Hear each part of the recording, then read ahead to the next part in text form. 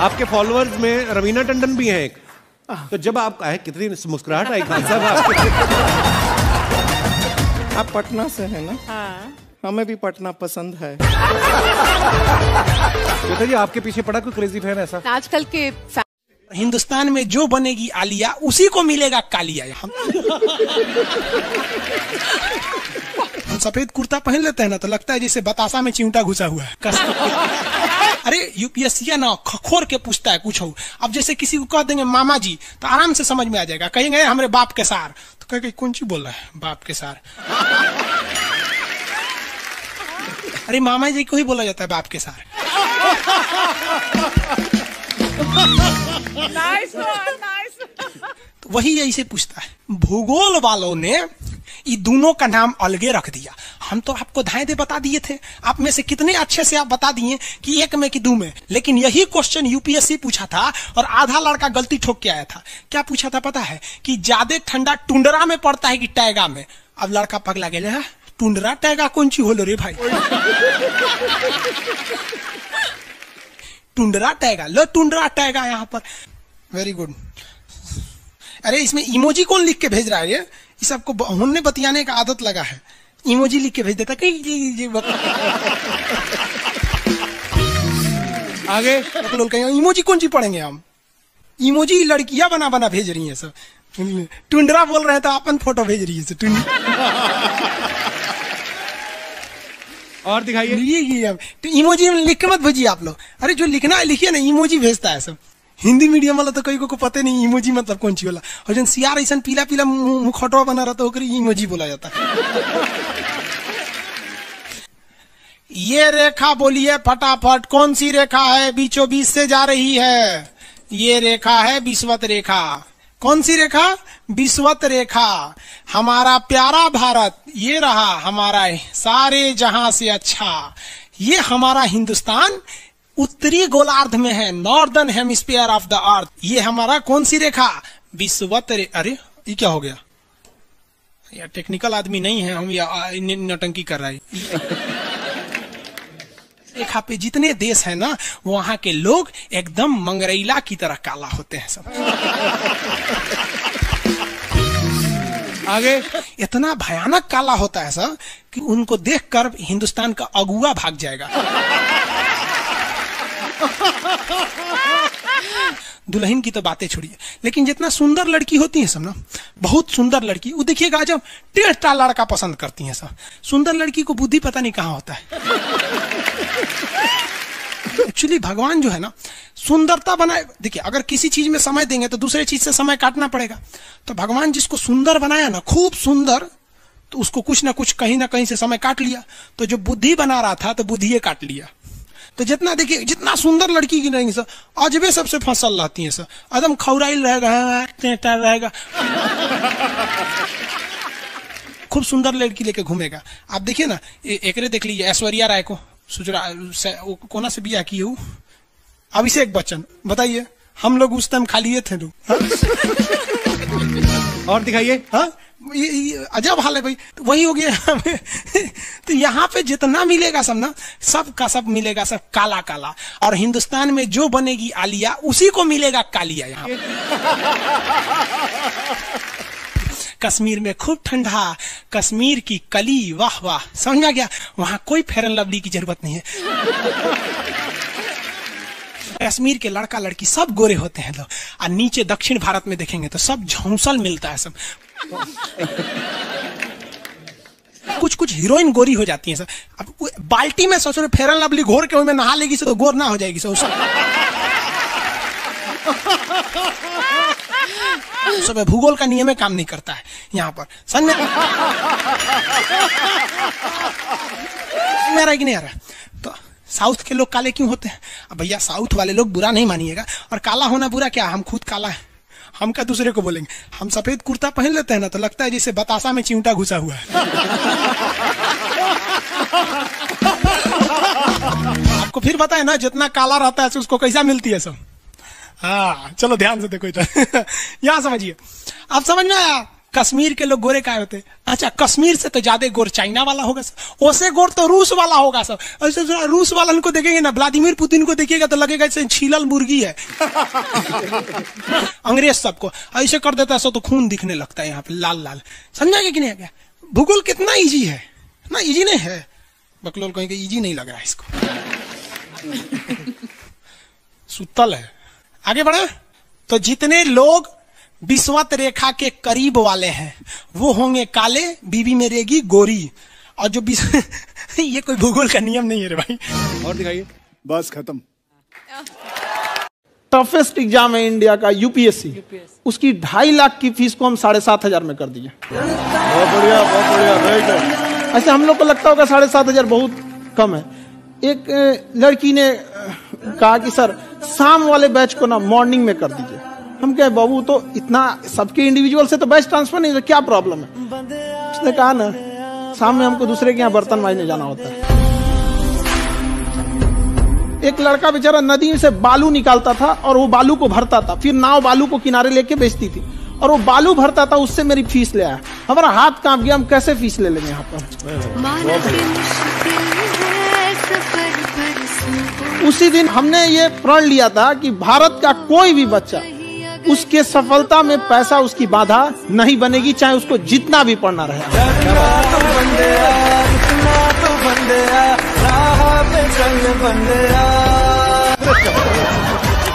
आपके फॉलोअर्स में रवीना टंडन भी हैं एक, तो जब आप आए कितनी मुस्कुराहट आई खान साहब।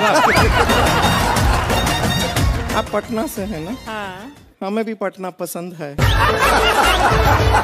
बताइए आपके पीछे पड़ा कोई क्रेजी फैन ऐसा? आजकल के फैंस ये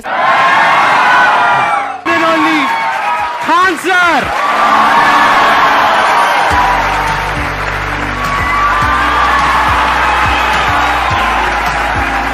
क्या हाल जी, कैसे हैं आप? सीरियल तो और ससुरा चौपट रहता है। देखो सीरियल में समझे में नहीं आता। अच्छा एक चीज कभी गौर कियो, सीरियल में ना हीरोइन जो होती है सब, यानी जो उसमें वो लीडिंग कैरेक्टर में होते हैं सब, आदमी सीरियल में झुंझुन्ना रहता है। आप सीरियल को ध्यान से देखिएगा, आदमी का रोल क्या होता है। जैसे सीरियल चालू होगा, आदमी को शीशा के सामने टाई लगाते दिखाया जाएगा, उसकी पत्नी बैग लेके खड़ा रहेगी। अगला सीन में वो ऑफिस में लैपटॉप खोला है, खत्म काम उसका, सीरियल खत्म, बाकी सब महिला। अच्छा तू खाना बनाई है, नमक झोंक देगी जा।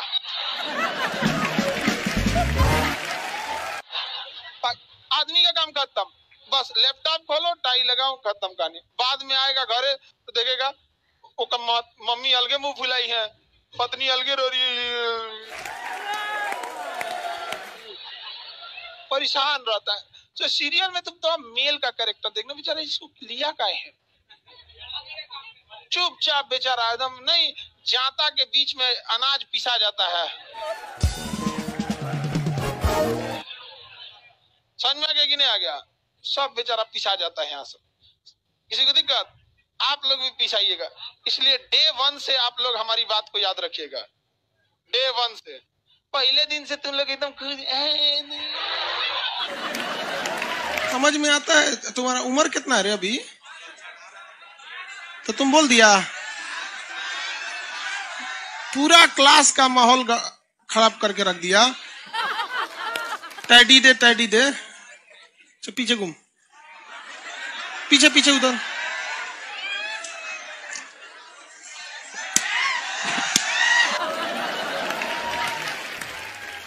पढ़ने का उम्र है, पढ़ाई कर ले। प्यार मोहब्बत के लिए सलमान खान का उम्र भी बहुत है। और जिसको तुम दिन रात पीछे पड़ता है ना, सलमान खान बुढ़ौती में उसको 2 मिनट में फंसा लेगा।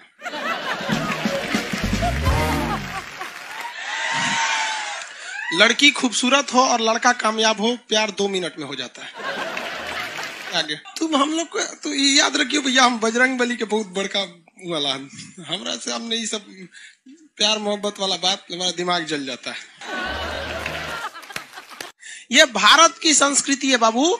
ये अंग्रेजों के यहाँ वैलेंटाइन डे होता है, जहां हर साल उनके प्यार मोहब्बत बदल जाया करते हैं, अगले साल दूसरे को वो लोग करते हैं। भारत की संस्कृति है, यहाँ एक बार जिनसे प्यार होता है 7 जन्मों का रिश्ता निभाने के लिए 7 फेरे लेते हैं वो लोग।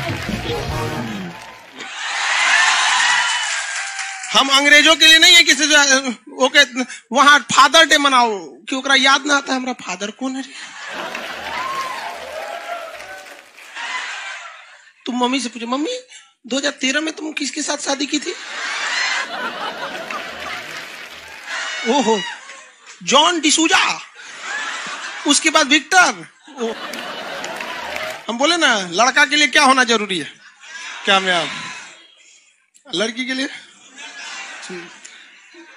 चल लोग बोलते हैं ना प्यार मोहब्बत दिल से होता है, घंटा दिल से होता है।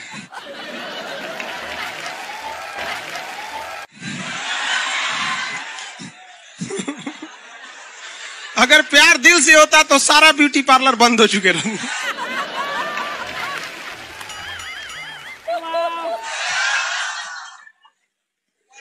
यार यहाँ शादीशुदा लड़की नैहर से ससुराल जाती है तो मेकअप करके जाती है, उसको ही पता है वैल्यू। आगे और चारों ओर घूमने की स्वतंत्रता है, तो इसका मतलब थोड़ी ना कि हर जगह चल जाएंगे क्योंकि बेडरूम में घुस जाइए। कहा रे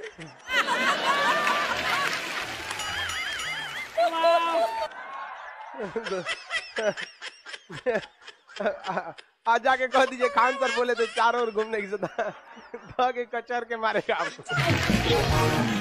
अगला स्टेशन कैंट एरिया है, वसंत विहार।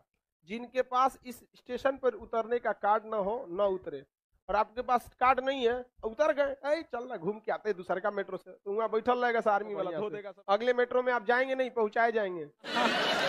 घर में भी देखिएगा ना, महिला हड़ताल करेगी तो बोलबे नहीं करेगी दीदी।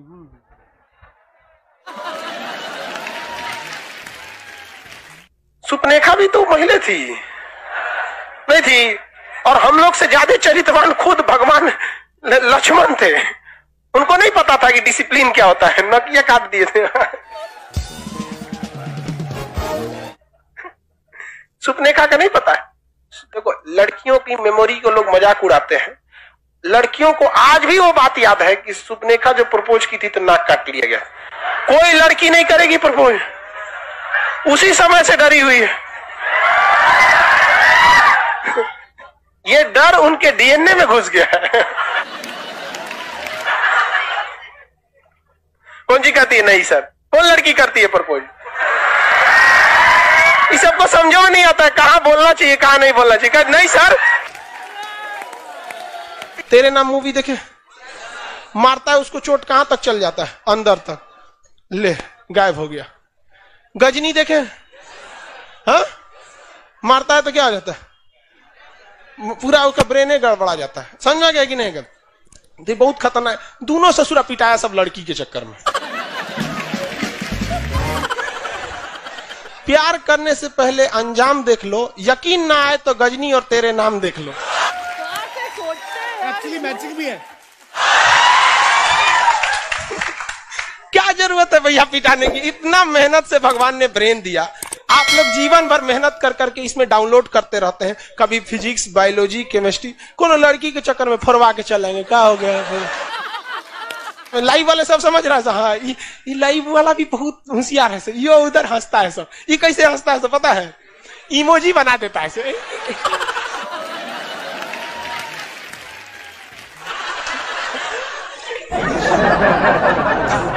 डिजिटल इंडिया में भी हंसी नहीं बर्दाश्त होती, घुसियाएगा तो लाल रंग का भौकाल बना दी गई।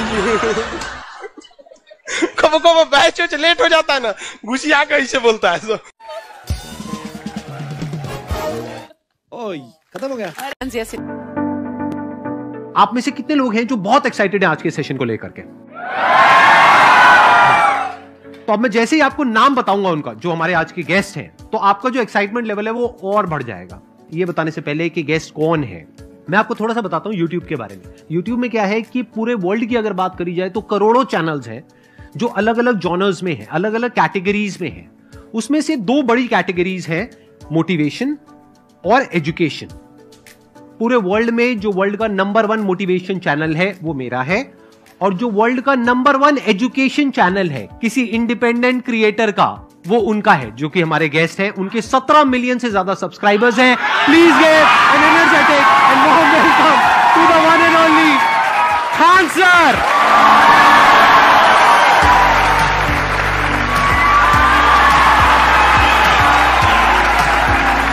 क्या हाल चाल जी, कैसे हैं आप?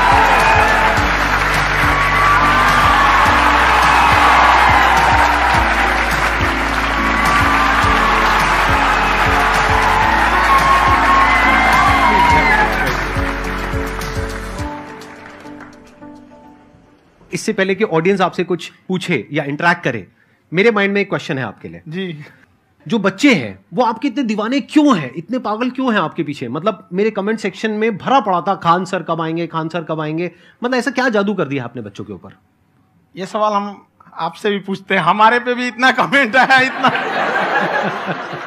मेरे तो ऑफिस में लोग चले आए कि सर कब जा रहे हैं। अच्छा। क्योंकि हम लोग का तो एग्जैक्ट है वही पढ़ाना है। हाँ। तो देखिए हम लोग का मेन है कि बच्चों को जो जरूरत रहती है कि अगर लड़का पढ़ने आ रहा है ना, उसके मन में कोई डाउट ना रह जाए। हम उसको कहते हैं कि हम तुम्हें पढ़ा रहे हैं, दम है तो भूल के दिखाओ, याद करके नहीं।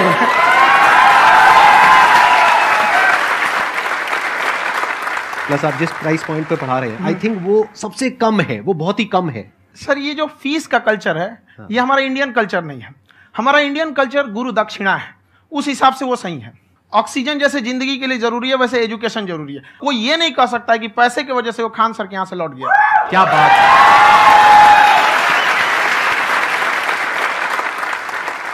मैंने देखा कि आपका ये जो चैनल है कि ये पिछले 3 साल के अंदर अंदर ही ग्रो किया है। हमको जब चैनल शुरू हुआ तो एक दिन में हम 4-5 वीडियो बनाए। एक हमको कुछ आता, आज भी नहीं आता इतना, तो हम देख के कैमरा उमरा तो हम कंफ्यूज हो गए, बाप रे। तो हम एक ही दिन में वीडियो शूट किया, पढ़ाने वाला टॉपिक था हमको। उसके बाद कभी वीडियो नहीं, 6-7 वीडियो एक ही बार शूट कर लिए। और एक जो थे जिनका कैमरा वगैरह था, मेरे पास कैमरे भी नहीं थे उस टाइम, और कैमरा 35,000 का था। तो 6 महीना इसी में लग गया, जो 35,000 इसी में फंस जाएगा। तो उनके कैमरे से शूट किए, उन्होंने कोई चार्ज लिया, उसके बाद हम छोड़ ही दिए। लॉकडाउन लगा, तब हम कहें आप कैसे पढ़ाएंगे? वो तो 1 दिन 2 दिन करते करते अचानक लंबा हो गया। तब हमको याद आया कि ओहो मेरा एक चैनल भी है वहाँ पे। तो उस समय उस पर लगभग 30,000 सब्सक्राइबर हो चुके थे। तो जैसे लॉकडाउन लगा तो उस पर पढ़ाना चालू किया, और पता नहीं क्या लोगों को पढ़ाई में इतना इंटरेस्ट आ गया कि आपका स्टाइल ऐसा है थोड़ा सा। आप आई थिंक पढ़ाई के साथ साथ में जो बीच बीच में आप थोड़ा बहुत छोड़ते रहते हैं ना, मतलब जो एंटरटेनमेंट चलता रहता है। ये बात हम देखिए, जब हम गुलाम थे ना, तो अंग्रेजों ने एक चाल चला था कि भारत को हम फिजिकली गुलाम रखेंगे 100-200 साल, मेंटली 1000 साल कर देंगे। उन्होंने पढ़ाई का मॉडल चेंज कर दिया। उन्होंने ऐसा डिजाइन किया कि टीचर की रिस्पॉन्सिबिलिटी है वो पढ़ा के चला जाए। टीचर की रिस्पॉन्सिबिलिटी यहां खत्म नहीं हो जाती है। पढ़ाना तो कोई भी पढ़ा सकता है, टीचर की इससे बड़ी रिस्पॉन्सिबिलिटी होती है उसे समझाना। वो समझा कि नहीं समझा। अगर लड़का आपके समझाने के बाद डाउट रह गया तो ये आपकी गलती है। लड़का हमसे पूछता है सर इतनी भीड़ है आपके पास, तो कहे सर डाउट कैसे पूछेंगे? हम कह रहे यार तुम्हारा डाउट बचेगा तब ना पूछेगा तुम डाउट यहाँ पे।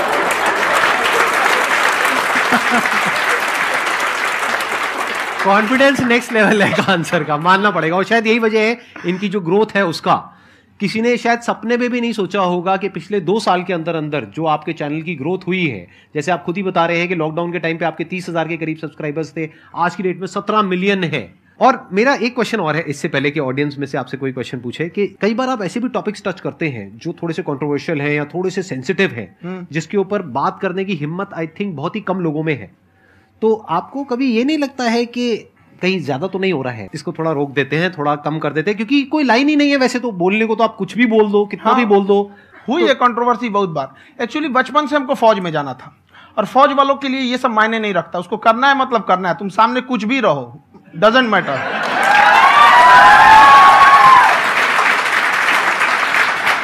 और मैंने YouTube पे देखा कुछ वीडियोस में कि आपका जो इंस्टीट्यूट है वहां पर आज से कुछ साल पहले कुछ बम गिरे थे। हाँ, कुछ गिरे थे, कुछ तो बहुत सॉलिड जगह गिरा था, फटा नहीं वो। मतलब आपके आसपास? हाँ, बम को भी पता है कि टीचर की इज्जत किया जाता है। क्या बात है, क्या बात है।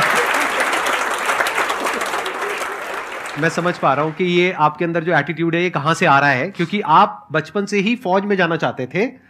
तो आप जंग के मैदान में ही खड़े हैं एक तरीके से, बस फर्क यह है कि आपके हाथ में कलम है, हथियार ना हो करके। हथियार से एक आदमी की जान जा सकती है, हाँ। कलम से बहुत ताकत होता है। शिक्षा एक ऐसा हथियार है ना, हर कुरीतियों से लड़ सकता है, हर तरह की समस्याओं से। और ये एक ऐसा हथियार है, मेटल डिटेक्टर में भी नहीं पकड़ाता है।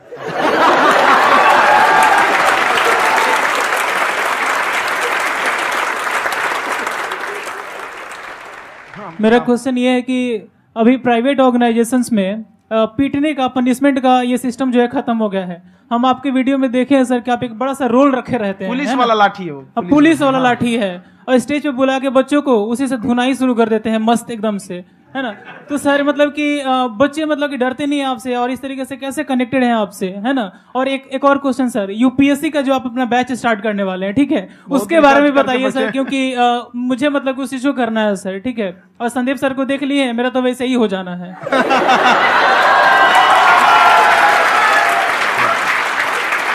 क्या हो जाना है?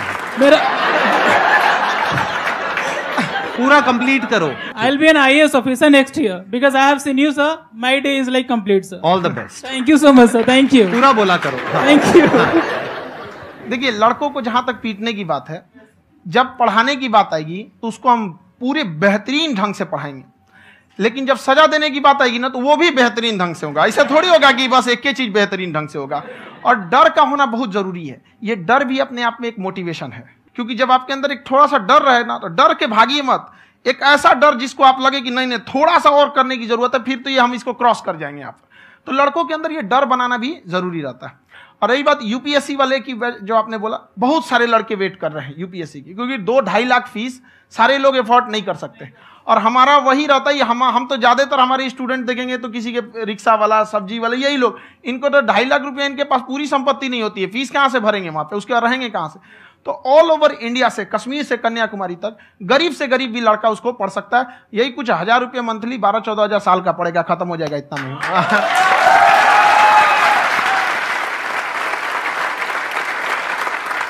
ये जो डंडे वाली बात इन्होंने कही, ये सच है? मतलब आप सच में एक डंडा रखते हो? पुलिस का ही है वो। और मारते हो? हाँ, कि मतलब अगर कोई लड़की छेड़ता है या ऐसा कोई भी उल्टा पुल्टा काम पढ़ाई करता लिखाई है, कुछ भी गलती करेंगे तो पिटाएंगे वो। यहाँ पे कैमरे पे ऑन कैमरा जैसा भी रहे, कुछ भी पिटाना तो उनको फिक्स है। एक तो कोई मतलब विधायक जी थे, उनके लड़का को पीट दिए, तो चला दल बल लेके अपना वहां पे। उसने घर पे नहीं बताया था कि सर ने पीटा है, बस बोल दिया कोचिंग में पीटा है। बाद में पता चला हम पीटे हैं, तो उसके पिताजी मेरे सामने और पीटे।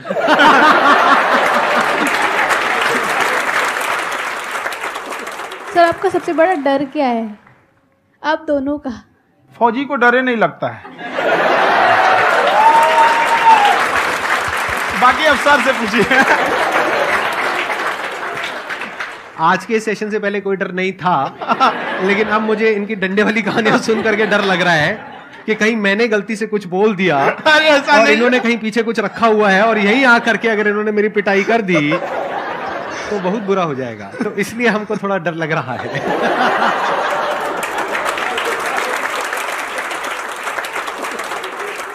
आपकी डेली कितने घंटे क्लासेस होती है? 6-7 घंटे। अभी भी खुद ही करते हो आप? हाँ, हमारे स्टाफ परेशान रहते हैं। हम 1:30-2 बजे सोते हैं, सुबह 6 बजे उठ जाते हैं, परेशान रहते हैं।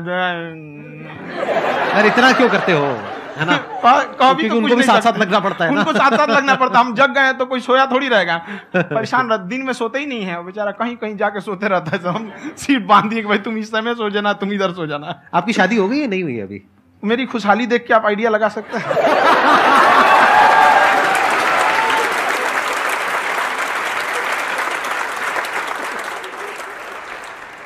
First of all I would like to say sir thank you so much to you and to your team कि आपने मुझे यहाँ आने का मौका दिया। एंड सर अब तक मैंने आपको सिर्फ फ़ोन या लैपटॉप में ही देखा है दोनों को, आज फर्स्ट टाइम लाइव देख रही हूँ तो बहुत अच्छा लग रहा है। तो मेरा क्वेश्चन ये है सर आपसे, जब हम लाइफ में कोई डिसीज़न लेते हैं कि हमें ये पर्टिकुलर चीज़ करनी है, और क्योंकि हम डिसीज़न लेते हैं तो हमारी आदत है कि पहले हम 4 लोगों से पूछते हैं कि तू बता तेरी क्या राय है, तू बता तेरी क्या राय है। तो उनमें से अगर कोई हमें कह देता है कि ये बेकार डिसीज़न है मत कर, तो हमारा माइंड कहीं ना कहीं डाइवर्ट होने लगता है और उसकी वजह से हम अपना डिसीज़न चेंज कर देते हैं। तो मेरा क्वेश्चन ये है कि कैसे हम अपने डिसीज़न पे स्टिक रहे, कैसे हम जो दूसरे के ओपिनियन है उनको अफेक्ट ना होने दें अपने ऊपर। दूसरे से सलाह लेने से पहले एक बार खुद उस पर रिसर्च कर लेना चाहिए, ताकि आप सामने वाला क्या सलाह दे रहा है आपको समझ में आना चाहिए। यहाँ पर ऐसा नहीं है कि कई बार ऐसे होते हैं कि दूसरे वाले को एक्सपीरियंस होता है, तो अगर आपको पहले से आइडिया है, उसके बारे में आप बेहतरीन ढंग से रिसर्च किए हैं कि क्या इसमें प्लस पॉइंट है, क्या निगेटिव है, उसके बाद आप किसी से सलाह लेने जाइए। ये नहीं कि मन में आया सीधा बताओ, गड़बड़ा जाएगा। तो वहाँ पे पहले आपको R&D करना पड़ता है, समझ में आया कि नहीं। और जिंदगी हो या गाड़ी, जीतेगा वही जो टाइम पे गियर चेंज कर रहा है। तो डिसीजन चेंज करना बहुत ज्यादा गलत नहीं है। इन्होंने बहुत अच्छी बात कही है और मैं इसी बात में थोड़ा सा और ऐड ऑन करूंगा कि ये जो आपने कहा ना कि अपने डिसीजन पे स्टिक कैसे रहें, ये कोई अच्छी क्वालिटी नहीं है, क्योंकि टाइम टू टाइम आपको अपने डिसीजंस को चेंज करना होता है। जैसे आपने 4 लोगों से डिस्कस किया, कोई इंसान कुछ पॉजिटिव बोल रहा है, कोई नेगेटिव बोल रहा है, उससे फर्क नहीं पड़ना चाहिए। डिपेंड ये करता है कि वो जो बोल रहा है उसका बेसिस क्या है। क्या वो किसी नॉलेज या एक्सपीरियंस के बेस पे बोल रहा है या ऐसे ही कुछ भी बोल रहा है? ऐसे ही बोल रहा है तो फिर उसकी बात पे ध्यान क्यों दे रहे हो? अगर किसी नॉलेज या एक्सपीरियंस के बेस पे बोल रहा है, फिर चाहे वो पॉजिटिव बोल रहा है चाहे नेगेटिव बोल रहा है, दोनों ही मायने रखता है। उसके बाद में रिसर्च करनी है और फिर रिसर्च करने के बाद में फाइनल डिसीजन अपना खुद का होना चाहिए। अब वो डिसीजन उससे अलग भी हो सकता है जो आपने पहले लिया था, और वो सेम भी हो सकता है। सर मेरा क्वेश्चन दोनों से है आपसे, how to deal procrastination and laziness. हमारा ब्रेन है ना, ये बहुत आलसी टाइप का, इसको आराम खोजना पसंद है। अब थोड़ा सा भी अब इसको आराम की ओर लेके चलेगा ना तो फिर उधर ही रहेगा। आप सोचेंगे 10 मिनट आराम कर लेते हैं ना, तो 10 मिनट 2 घंटा बना देगा। उसको टॉर्चर कीजिए, चल 10 मिनट बाद में। उसको आप उस पर हावी मत, वो कह रहा है कि हमको आराम चाहिए, आपको हाँ आराम मिलेगा, पहले काम फिर मिलेगा आराम। तो आप उसके हिसाब से मत चल। आपका मन कर रहा है थोड़ा सा देख लेते हैं, कोई नोटिफिकेशन आया, आप कोई काम कर रहे हैं, क्यों पहले काम कर लीजिए, बाद में देखिएगा ना नोटिफिकेशन। आप हावी मत होने दीजिए यहाँ पे। अगर आप 5 मिनट भी थोड़ा सा लूज पड़े ना, थोड़ा सा कमर सीधा कर लेते हैं, 2 घंटा बर्बाद कर दिया आपको। हावी मत होने दीजिएगा उसको अपने ऊपर। प्रोक्रेस्टिनेशन को तोड़ने का एक ही तरीका है, सबसे छोटे लेवल पे ले जा करके उस गोल को तोड़ दो। यानी वो गोल बहुत बड़ा है, उसको ब्रेक डाउन करो, उसके सबसे पहले स्टेप पे आ जाओ कि उसको अचीव करने का सबसे पहला स्टेप क्या है। जैसे गाड़ी चलाना सीखना है, उसका सबसे पहला स्टेप क्या है। अगर घर में कोई नहीं है सिखाने वाला या सिखाने वाली, तो बाहर जा करके जो गाड़ी का ड्राइविंग स्कूल है उधर जा करके पैसे दे दो। अब फंस गए ना तो फंसा दो अपने आप को। दिमाग ये लगाओ कि अपने आप को कैसे फंसाया जाए। जब हम फंस जाते हैं ना तो फिर हमको वो काम करना ही पड़ता है। Then there is no looking back. जब तक आप सोच रहे हो तब तक सोच रहे हो, उसको बोलते हैं पैरालिसिस ऑफ एनालिसिस, कि आप सोचते चले जा रहे हो अपने माइंड में, मैं ये करूंगा वो करूंगा वो करूंगा वो करूंगा, और प्रोक्रेस्टिनेट हो रहा है, वो चीज टलती चली जा रही है। तो उसको छोटे से छोटे लेवल पे ब्रेक डाउन करके उसको कर दो, दैट इज नंबर 1। और जैसे ही करना शुरू करते हो, कोशिश करो कि उसको जब तक कि आप सही से नहीं कर लेते हो उसको छोड़ना नहीं है, तो आपकी लेजीनेस भी खत्म हो जाएगी। कई लोगों को तो हमने देखा जो सप्ताह में कुछ भी नहीं करता, वो भी संडे को आराम कर रहा है।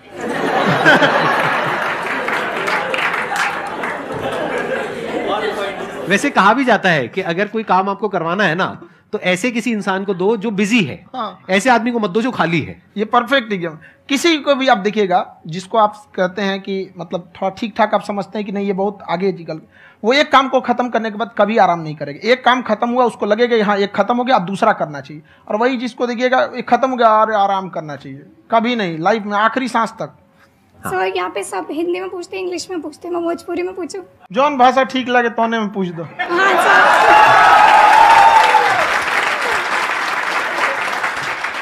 सर ये पूछे के चाहते नहीं कि जैसे हमने के पढ़ाई करे निशान, तो कभी कभी डेली टारगेट्स जो होला वो कंप्लीट ना होला। अगर टारगेट्स कंप्लीट भी होला तो फिर ऐसा इरिटेशन या फिर वो एंजाइटी या फिर कि और करना है या फिर अभी नहीं हुआ, वो चीज हमेशा रहेला, तो वो कम कैसे करल जाए? देखिए टारगेट्स को ना हम लोग को एक अपने हिसाब से पहले फिट करना चाहिए। ऐसा नहीं कि दूसरे किसी इंसान को देख के हम टारगेट फिट कर ले। कोई लड़का 8 घंटा पढ़ रहा है, कोई पहली बार अभी पढ़ना ही चालू किया, उसको देख के 8 घंटा पढ़ेगा तो पढ़ाई छोड़ देगा। तो आप अपनी क्षमता के हिसाब से देखिए कि आप कितना पढ़ सकते हैं। अगर आपने एक घंटे को बना लिया कि हम 1 घंटा पढ़ सकते हैं, अगले 1 हफ्ते तक उसको सस्टेन रखिए। जिम में कैसे करते हैं लोग, पहले दिन उठा लीजिएगा 1 क्विंटल तो हार्ट अटैक हो जाएगा। तो वो धीरे धीरे टारगेट सेट कीजिए और अपनी क्षमता को भी देखिए। हर इंसान की क्षमता अलग है। कंगारू को देख के हाथी छलांग मारेगा, पैर तोड़ के बैठ जाएगा।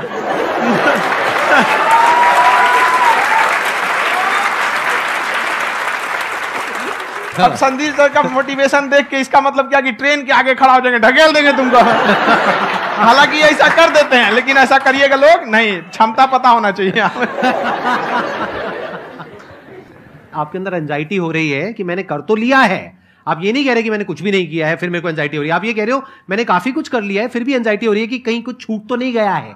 तो बेसिकली आपको ये देखना है कि अगर आपके अंदर ये एंजाइटी हो रही है, that means you are a very good student, आप एक अच्छे स्टूडेंट हो।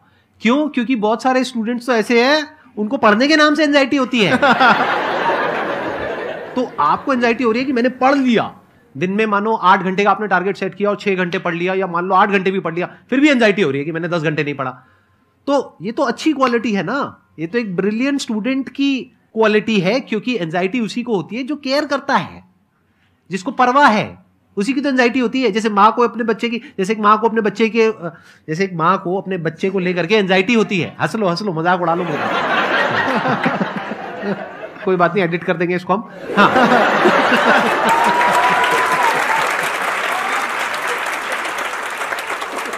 जैसे एक माँ है, उसको अपने बच्चे को लेकर के एंजाइटी होती है, थोड़ी सी भी तबीयत खराब हो जाए उसको एंजाइटी होती है, चाहे बच्चा ठीक भी है, डॉक्टर को नहीं होती है। क्यों? क्योंकि माँ को उस बच्चे से प्यार है। तो दैट मीन्स कि आप अपनी पढ़ाई को लेकर के सीरियस हो, इस वजह से आपके अंदर एंजाइटी हो रही है, विच इज नॉर्मल। जहां पर प्यार मोहब्बत होती है वहां पर थोड़ी बहुत एंजाइटी तो होती ही है ना।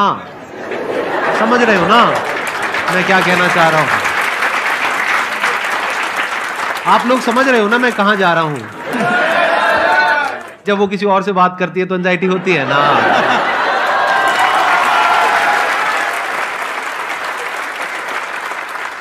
सर आपकी स्टोरी हमने सुनी थी, तो एक टाइम आया था जब आप गंगा किनारे जाके बैठ गए थे, उस समय आपको कुछ समझ नहीं आ रहा था। तो उस समय मतलब आपने ये डिसीजन कैसे लिया कि अब आगे नहीं, यहाँ से वापस जाना है? रास्ता ही नहीं था। घर जाने के लिए एटलीस्ट 90 रुपए चाहिए थे, जेब में 40 रुपए थे, कैसे घर जाते हैं?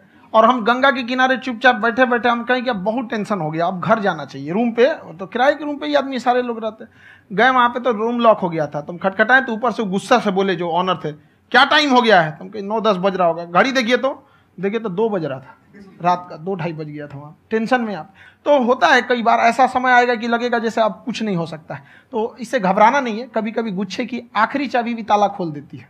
जो बातें आपने बताई कि घर में प्रॉब्लम्स ये तो बहुत लोगों ने फेस करी वहां पर, आप अकेले नहीं है, बहुत लोगों ने ये प्रॉब्लम्स फेस करी, बहुत तरह की प्रॉब्लम्स देखी, बहुत तरह की स्ट्रगल्स देखी, लेकिन वो सब इतने कामयाब नहीं हो पाए जितने कि आप हुए।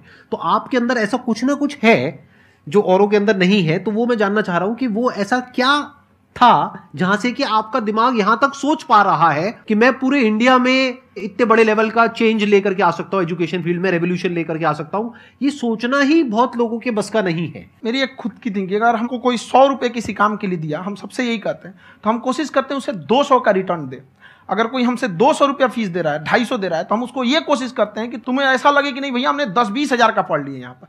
वो ईमानदारी से कभी कमी नहीं। और हमेशा अगर हम प्रॉमिस X का करते हैं तो डिलीवर 4X करना चाहते हैं। ध्यान से सुनना और ध्यान से समझना इस फर्क को, अगर आप समझ पाए तो बहुत आगे जाओगे लाइफ में। एक वो होते हैं जो ये सोचते हैं कि हमें सब कुछ मिल जाए, हमें कुछ भी करना ना पड़े। दूसरी कैटेगरी होती है लोगों की जिनको जितना मिलता है उसमें भी चोरी चकारी करते हैं या कोशिश करते हैं कि उससे कम दे सामने वाले को जितना कि हमें मिल रहा है।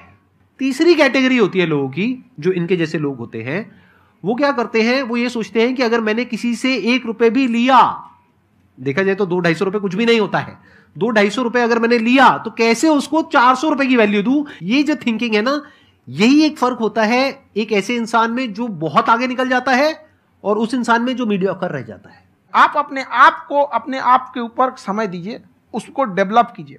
जब आप अपने आप के ऊपर खर्च करते हैं तो आने वाले समय में लोग गूगल पे आपको सर्च करते हैं। क्या बात है सर, ये आपने अभी बनाया है या ये कोई पुराना आपका वो है? बनते रहता है, इसे फ्लो में बन जाता है। आपके अंदर ना सर एक कवि छुपा हुआ है कहीं ना कहीं जो बाहर आना चाहता है। कभी ना कभी आपने सोचा होगा कुछ? हाँ, कभी कभी देखिए, एक चीज है, संगत का बहुत अच्छा असर पड़ता है। ये चीज को हमेशा, संगति का मतलब लोग हल्के में ले लेते हैं। संगति का मतलब होता है संग संग गति। तो अच्छे लोग के साथ रहेंगे तो संग संग अच्छी गति होती जाएगी, खराब में रहेंगे तो ये भी होता है। बट अपने आप को थोड़ा सोचना चाहिए कि हम केवल जी के मर जाएं इसके लिए नहीं आए हैं। लोग कहते हैं कि सर नाम क्यों नहीं बताते अपना। हमारी एक ही सोच है कि जाने के बाद इस दुनिया से हमको मतलब एक चीज देना चाहते हैं स्टूडेंट्स को कि वो याद करें कि इस पैसे की भाग दौड़ की दुनिया में हर कोई दोनों हाथ से लूटने में लगा है खाली हाथ जाने के लिए, ये सबको लगा है। तो हर कोई को ये सोचना चाहिए कि था कोई इंसान जो इतने कम फीस में इतनी शिक्षा जो महंगी थी, जो कमाने का रास्ता था, उसको भी एकदम कंपटीशन इतना कर दिया कि अब लोगों को अपनी फीस बढ़ाने में डर लगता है कि अरे यार, लड़का कमेंट करता है कि खान सर इतना ले रहे हैं, आप बहुत बड़ा टीचर हो गए।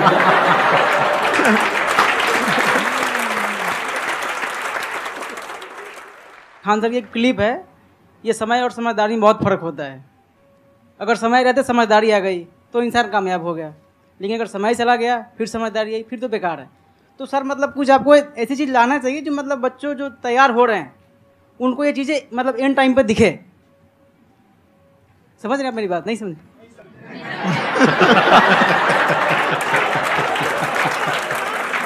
यही होता है सर का मोटिवेशन ज्यादा हो जाता है। जब आप स्ट्रगलिंग फेज में हैं तो कम से कम चीजों को अपने ऊपर खर्च कीजिए, ज्यादा से ज्यादा सीखने में खर्च कीजिए। अगर आपको राजा बनने का शौक है तो गुलाम की तरह मेहनत करना सीखिए, तब राजा बनेंगे।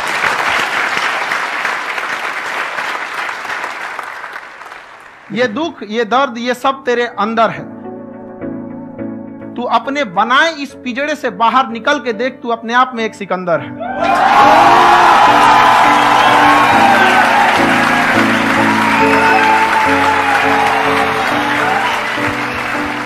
Thank you so much sir for coming.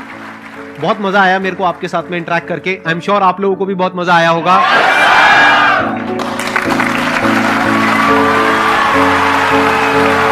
Thank you so much ji.